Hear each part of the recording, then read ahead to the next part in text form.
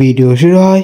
Video শুরুতে আমরা দেখতে পারি যেখানে লাস্ট এপিসোডে দেখা সেই ফ্যাটি আর টুবি পড়াল সেই লোকটির উপর কেউ এখন চিল্লাচ্ছে। সে চিল্লে বলতেছে কি সোয়ারের সাহায্যে আকাশে উড়া, তারপর ফায়ার কন্ট্রোল করা, জম্বি কন্ট্রোল করা, এমনকি থার্ড র্যাঙ্কে স্পাইডারের জাল আরামসে কেটে ফেলা। হ্যাঁ, ডঙ্ক সিটিতে কি আসলে এরকম কেউ আছে? হ্যাঁ, 1 মিনিট জম্বি কন্ট্রোল করা। যে লাস্ট টাইম সেই হাইওয়েতে আমার মনে হয় সেখানে কোনো ট্রান্সেন্ডেন্ট এসেছিলো, তার জম্বি কন্ট্রোল করে সেই কে মেরে ফেলেছিল, সেকে খতম করে দিয়েছিল।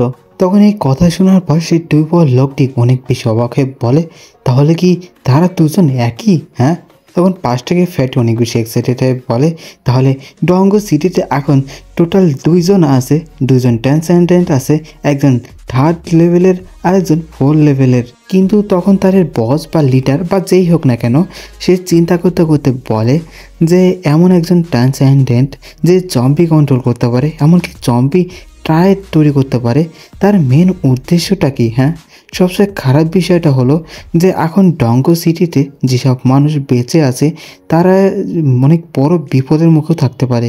তখন ফ্যাটি বলে, নো ওয়ে, শুধুমাত্র মতামত না মিল হওয়ার সে পুরো সিটিকে ডিস্ট্রয় করে ফেলবে? হ্যাঁ, এটা কি কোন নভেলের ভিলেন নাকি? হ্যাঁ, তখন পাশ থেকে টুইপল লোকটিও বলে, হ্যাঁ সে ঠিকই বলেছে, আর তাছাড়াও সে আমাদের দুজনকে বাঁচিয়েছে, সে কোনো খারাপ মানুষ হতে পারে না। তখন এই কথা শোনার পর তার লিডার একটু শান্ত হয়, কিন্তু বলে যে আমি এখন সেখানে যাব আর তার মেন উদ্দেশ্য জানবো। তখন এই কথা শুনে সেই টুইপল লোকটি অনেক বেশি ভয় পেয়ে বলে যে এটা অনেক বেশি ডেঞ্জারাস। তখন এই কথা শুনে সে বলে যে আমাদের যে ব্ল্যাক সিকিউরিটি কোম্পানি, এটির কাছে আমাদের হাজারো ভাইয়ের লাইফ আছে, আর আমি একজন লিডার হয়ে তাদের লাইফের সিকিউরিটি দিচ্ছি। আমি তাদের দায়িত্ব তাদের জীবন বাঁচানোর জন্য। আর এখন আমি যাব তার কাছে, সেই ট্রান্সেন্ডেন্টের কাছে, যে সেই জম্বি টায়ারটি কন্ট্রোল করতেছে, তাকে যে আমি বোঝানোর চেষ্টা করবো যাতে এটি তার সিটির বাইরে করুক। আর যদি সেটি না রাজি হয়, তারপর সে অনেক বেশি তার পাওয়ার রিলিজ করতে করতে বলে, তাহলে তোমরা তোমাদের যত ভাই ব্রাদার আছে তাদেরকে নিয়ে এই ডঙ্গো সিটি ছেড়ে দেবা, আর আমি লেভেল 2 একজন ট্রান্সেন্ডেন্ট হয়ে আমার কাছে তো এতটুকু পাওয়ার আছে যে আমি তোমাদের জন্য একটু সময় পাই করতে পারবো।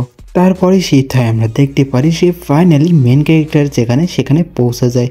সে আসার সাথে সাথে দেখে সেখানে অনেক বেশি কুয়াশা, দেখে বলে যে এখানে এত বেশি কুয়াশা কেন? হ্যাঁ, এটিও কি তার কাজ? হ্যাঁ, তারপর তার ওয়াকি টকি কাজ ইউজ করার চেষ্টা করে, বাট সেটিও কাজ করতেছিল না। এটা দেখে সে অনেক বেশি ঘাবড়ে যায়। সে মনে মনে বলে যে এটি কাজ করতেছে না কেন? হ্যাঁ, ড্যাম।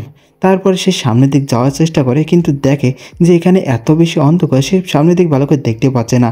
সে ভাবতেছে এখানে এত বেশি অন্ধকার কেন? হ্যাঁ, এখানে যে পরিমাণে জম্বি এক জায়গায় জড়ো হচ্ছে, এখানে তো জম্বি আর জম্বি থাকার কথা, এখানে এক তো অন্ধকার আর একটা তো কোনো শব্দ নেই, মনে হচ্ছে একদম নীরব।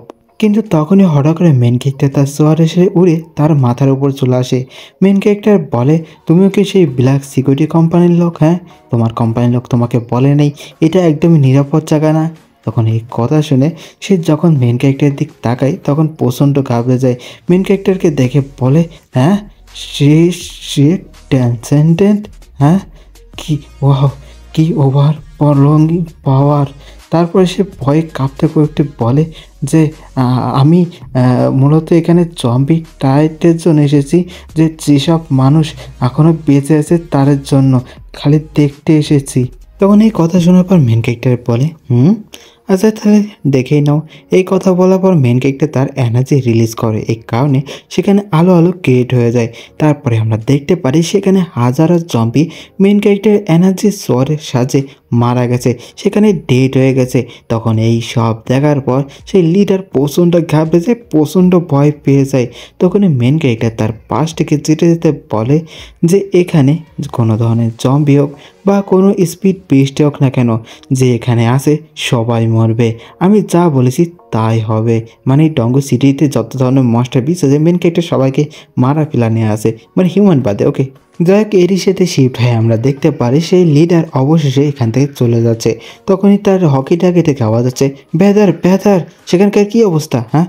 তখন সে হকি টকি ধরে বলে যে এখানকার অবস্থা খুবই ভালো, আর সেই জম্বি টাইড নেওয়ার কোনো চিন্তা করার কোনো দরকার হবে না। আর তার বিপরীতে এখন ডঙ্গি সিটি সবচেয়ে নিরাপদ জায়গা। তারপরে শিব ভাই পুরো 2 দিন পর যেখানে মেন ক্যারেক্টার বলতেছে এখন সময় হয়ে গেছে আমার রেজাল্টটি দেখার। তারপরে মেন ক্যারেক্টার তার কিমি যে ইনসেক্টটি আছে না সেটি সাহায্যে যে আয়রনটি সেটি বের করে আনে মেন ক্যারেক্টার। তারপর সেটি দেখার পর অনেকটাই খুশি হয়ে বলে নট ব্যাড, 10,000 জম্বিকে স্যাক্রিফাইস করার পর ফাইনালি আমি এই হাই লেভেলের একটি ডিমনিক ইয়ান ক্রিস্টালটি পেয়েছি। ক্রিস্টালটাও না আয়রন, ওকে আয়রন পেয়েছি। যাই হোক সেই সোল বাইন্ডিং যে রোগটি সেটি তৈরি করার জন্য যা যা লাগবে এখন সব কিছু আমার কাছে আছে। কিন্তু তখনই হঠাৎ করে মেন গেটের আকাশটি অনেকটা গোল্ডেন গোল্ডেন হয়ে যায়, এমনকি সেখান থেকে ঠান্ডার বের হওয়া শুরু করে দেয়। মেন ক্যারেক্টারের দেখে অনেকটা চমকে যায়, কিন্তু তখন একটি ড্র্যাগন আইটি ফনিক্স বেরিয়ে আসে। আর তারপরে মেন ক্যারেক্টার আবার ব্লাসিং টাইপের কিছুটা পড়া শুরু করে দেয়।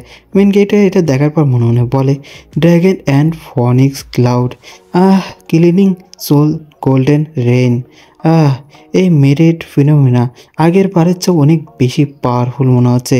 এই গোল্ডেন রেইনের কারণে এখন আমার সোলের পাওয়ার অনেক বেশি বেড়ে গেছে, এমনকি 2 গুণ হয়ে গেছে। আর তাছাড়াও আমার কাল্টিভেশন করার সময় যেসব সমস্যাগুলো ছিল সেই সমস্যাগুলো এখন সমাধান হয়ে গেছে, এমনকি ক্রপস কন্ট্রোল করার যে পাওয়ারটি সেটি অনেক বেশি বেড়ে গেছে। একজন ফাউন্ডেশন এস্টাবলিশমেন্ট কাল্টিভেটরের জন্য সোল পাওয়ারকে বাড়ানো প্রায় ইম্পসিবল। আর আমি কখনোই ভাবিনি যে আমি 10,000 জম্বি মারার কারণে এরকম একটি গোল্ডেন রেন পাবো। যাই বলো না কেন এই মেরিট ফিনোমেনা সত্যি একটা মিস্টিরিয়াস এবং বাউন্ডলেস। তারপরে হঠাৎ করে আমরা দেখতে পারি যেখানে সেই গোল্ডেন রেনের কারণে একটি জংলি গাছেরও উপকার হয়েছে।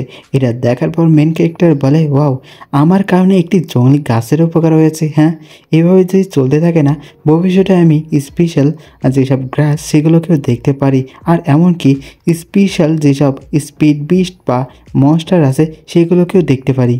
তারপরে শিব ভাই পুরো 3 মাস পর যেখানে আমরা দেখতে পারি মেন ক্যারেক্টারের সাথে যেসব লোক কাজ করে তারা তো চাষাবাদ করে প্রচণ্ড খুশি। কিন্তু তখন আমরা দেখতে পারি মেন ক্যারেক্টার ফাইনালি কমপ্লিট করে ফেলেছে। মেন ক্যারেক্টার সেই সোল বান্ডিং যে রোগটি সেটা কমপ্লিট করে ফেলেছে। এটা দেখার পর মেন ক্যারেক্টার অনেকটা খুশি হয়ে বলে যে সত্যি এই সোল বাইন্ডিং যে রোগটি সেটা সত্যি অনেক আরামসে কমপ্লিট হয়ে গেছে। সেই মেরিটকে থ্যাংক ইউ যে আমার ফরচুন বা বলতে পারো আমার লাককে বাড়িয়ে দিয়েছে। তারপর মেন ক্যারেক্টার সেই আর্টিফ্যাক্টের পাওয়ার দেখার জন্য দেয়ালে একটি ছোট্ট একটা অ্যাটাক করে, কিন্তু সেই কারণে একটি বড় ধামাকা হয়ে যায়। তার বিপরীত পাশে যেসব লোক থাকে তারা প্রচণ্ড ঘাবড়ে যায়, প্রচণ্ড ভয় পেয়ে যায়, তার মা বাপের কথা মনে পড়ে যায়। তখন মেন ক্যারেক্টার এগুলো দেখার পর প্রচণ্ড খুশি হয়ে বলে যা আশা করেছিলাম, এই সোল বাইন্ডিং যে রোগটি সেটা বলা যায় আমার এটি সোলের পার্টি, আমি যেরকম যাচ্ছি সেটি সেভাবেই কাজ করতেছে। আর এটি গোস্টেড সত্যি বাকি আর্টিফ্যাক্টের চেয়ে অনেক বেশি।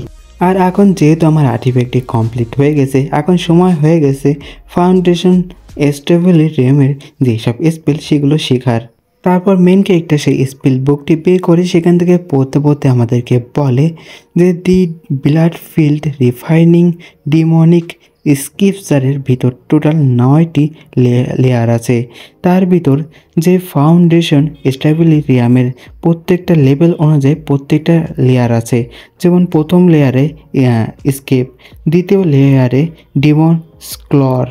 আর এই প্রত্যেকটা লোয়ারই আমরা প্রত্যেকটা লেভেল অনুযায়ী শিখতে পারি। মানে এক কথায় ফাউন্ডেশন স্টেবিলিটি রিয়ামের টোটাল 9টি লেভেল আছে, আর 9টি লেভেলে আমরা আলাদা আলাদা স্পেলগুলো শিখতে পারি। প্রথম লেভেলে একটা, দ্বিতীয় লেভেলে আরেকটা, তৃতীয় লেভেলে আরেকটা, এভাবে। কিন্তু এই স্পেলগুলো প্রথমের দিক অনেক বেশি উইক থাকে, কিন্তু এই স্পেলের ভিতরে একটি ইউনিক আছে, সেটি হলো এরা যদি ইউন এনার্জি সহ এই স্পেলগুলো তৈরি করা হয় তাহলে এগুলো অনেক বেশি পাওয়ারফুল হয়। যেমন আমরা প্রথমে সিনে দেখতেই পারি ইন এনার্জি ছাড়া উইক স্পেল, আর নেক্সটে আমরা দেখতে পারি ইন এনার্জি সহ কত ভয়ঙ্কর বা কত পাওয়ারফুল একটি স্পেল, কিন্তু এটি ডিমনিক কাল্টিভেটারের জন্য একদমই ইউজলেস। এখন এখানে বলা তো হয় নাই কী কারণে ডিমনিক কাল্টিভেটারের ইউন এনার্জি ছাড়া মানে এত উইক বা ইউন এনার্জি পায় না কেন, এইসব কিছু বলা তো হয় না, কিন্তু মেন ক্যারেক্টার বলে। কিন্তু এটা আমার দ্বারা খাটে না, কারণ ইয়ান সোল ডেকিং যে ফর্মেশনের সাহায্যে আমার কাছে টোটাল এখন 20টি বোতল আছে ইন এনার্জির। তারপর মেন ক্যারেক্টার ইন এনার্জির প্রত্যেকটা বোতলের মুটকিগুলো খুলে তারপরে গাঞ্জা পোকার মতো নাক দিয়ে শুঁঙা শুরু করে দেয়। আর তারপর মেন ক্যারেক্টার বলে ওয়াও হোয়াট দ্য ফিলিং। যাই হোক, মেন ক্যারেক্টার এই কথা বলে না, মেন ক্যারেক্টার বলে এখন এই ইএন এনার্জির সাহায্যে আমার কাল্টিভেশন পাওয়ার আমি আরও বেশি বাড়াবো। যাই হোক, এর সাথে সাথে আমার এপিসোডটি শেষ হয়ে যায়। ভিডিওটি ভালো লাগলে অবশ্যই লাইক কমেন্ট করে দিও, অবশ্যই একটা কমেন্ট করবো। ওকে, কমেন্ট তোমরা করো না, কিন্তু যখন করো তখন আমার সত্যি কথা মন থেকে খুব বেশি ভালো লাগে। আর যা যে লাস্ট এপিসোডে কমেন্ট করছে তাদের জন্য থ্যাংক ইউ। আর কিছু বলবো না। Good bye, tata, see you.